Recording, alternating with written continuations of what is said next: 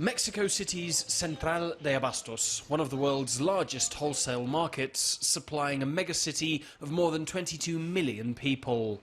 30% of Mexico's total horticultural production flows through this market, but a lot of it goes to waste. The UN estimates at least a third of all Mexico's food ends up discarded in a country where 43% of the population live below the poverty line.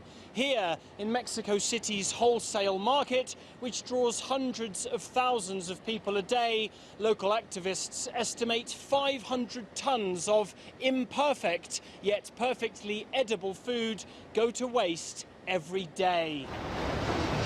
That's an issue one food bank called Food for All is seeking to tackle. Food for All is the largest food bank in Mexico, and we rescue products that have lost their commercial value.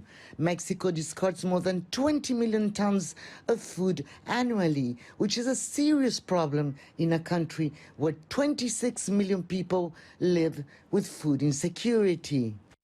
Receiving only donations from the market, the organisation fills 4 warehouses with discarded food and relies on volunteers like Denise Almeida to package the products for distribution to communities across central Mexico. The fact that a product like this could end up discarded just because of how it looks, when the product inside is perfectly useful, tells us a lot about our consumer culture.